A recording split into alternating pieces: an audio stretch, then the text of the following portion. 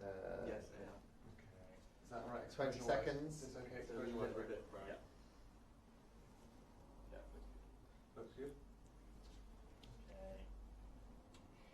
5, 4, 3, 2, 1.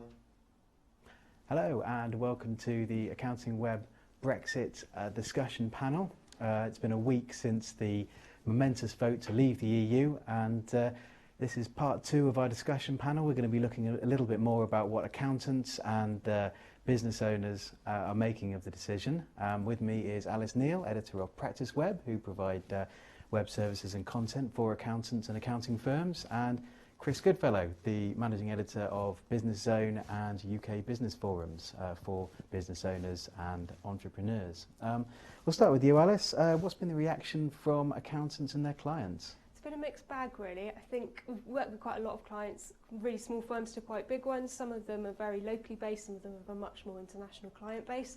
So we've had some who've had absolutely nothing, and then we've had some who have had lots of phone calls coming in and want to know how to react. So they're kind of coming to us. They want to be proactive, but perhaps not quite sure how to do it in the last week. One thing we found on AccountingWEB has been the big split between smaller firms, perhaps in more rural areas. Nothing, deadly silence. Whereas larger, as you said, metropolitan firms are getting queries from, for example, EU clients saying, "Oh, am I going to be allowed to stay?" So our difficulty now is how do we respond as a company to kind of support our range of clients, and whether we go into it in a huge amount of detail or whether we don't cover it. So pitching that is the big challenge that we've got now at PracticeWEB.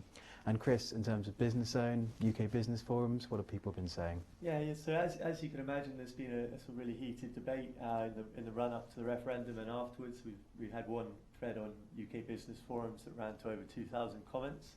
I think the interesting thing has been that it's not just about sort of the business impact, but a lot of the conversations have been around a member's own political views, and in fact a lot of the small businesses said that they voted more on what they believed in rather than taking into account the impact on their businesses.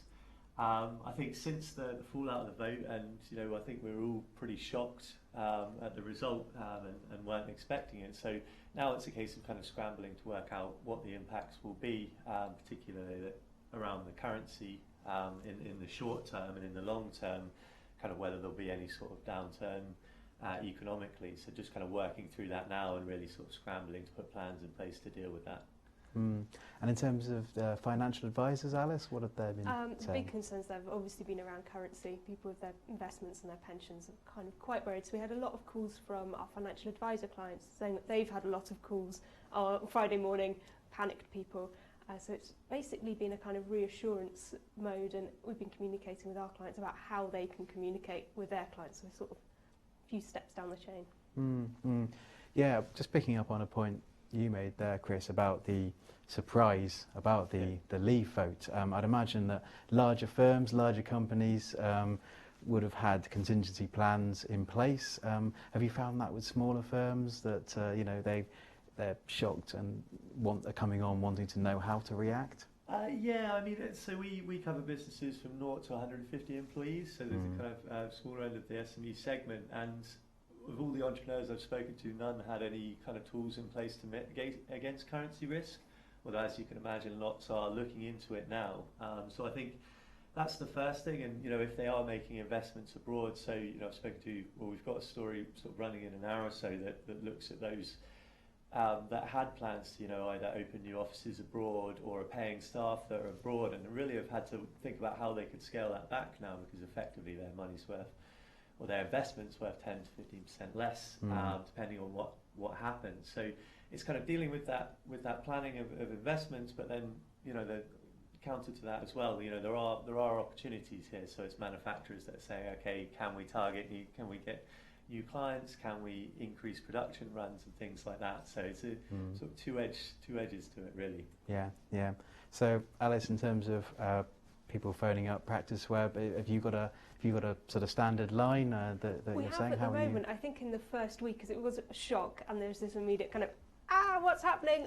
Who can I talk to? Where can I find information? And which I think the whole country was doing, really. Yeah. So our thing has really been sort of saying, well, you've got to keep talking. If people are talking to you, it's probably best to have the one-to-one conversation rather than this blanket approach.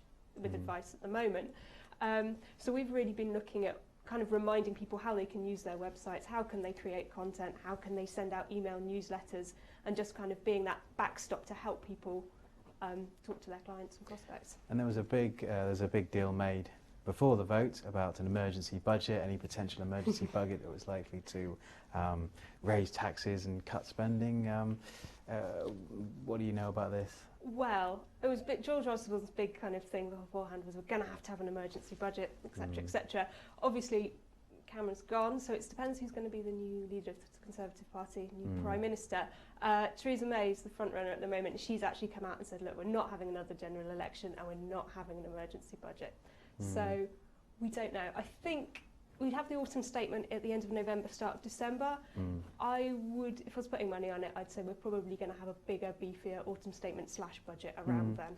Going back to the sort of Gordon Brown days of, you know, the sort of second budget, as it were. One area that I think has interested a lot of small businesses trading with the EU was BATMOS. Could you talk a little bit about that, how that might affect things? Yeah, so this is the way that small business, micro businesses that are selling into the EU pay VAT. So you have to now pay it based on the rate in the customer's country, and that's to put a very, very complicated issue into a tiny nutshell. But we've gone through sort of years of negotiations with the EU around how to do this and how to do it effectively and how to minimise the impact on micro businesses, and we were kind of getting to a point where it felt like we had quite a nice solution. We had the ability to file through VATMOS and deal with that. I mean, that's just kind of, this whole vote has kind of thrown that up in the air, because now we don't know the extent to which we'll have access to that. When we do leave, we won't be around the negotiating table either. So we've got kind of a lack of ability to impact that anymore, and you could be in this kind of nightmare scenario where a tiny business in the UK was trying to work out how to pay that in multiple EU countries, which is obviously a huge admin burden. So it's really kind of wait and see on that now, but I know, or I believe there was kind of meetings going on yesterday about that with HMRC. Yeah, the EU VAT Action Group, I think Claire Yosa and colleagues had met with David Gork in the Treasury about this. There was a video, I think she issued this morning actually, saying that the Treasury had agreed with them about, I think, implementing or as sort of British policy to take to the EU of, I think, an £82,000 threshold and a soft landing for those businesses above that threshold. But as I say, leaving the EU may well diminish our voice and the impact it will have on this. So yeah, plenty of questions going forward. That's it, and I feel like we're going to be covering this, well, we are going to be covering this for years to come, so it's really, really just the start of the process. Yeah, I've got plenty to write about. Yeah. Fantastic. Alice, Chris, thank you very much for your time. A lot of questions raised, and here on AccountingWeb, BusinessZone, UK Business Forums and PracticeWeb, we'll do our best to keep you up to date with that. Thank you very much.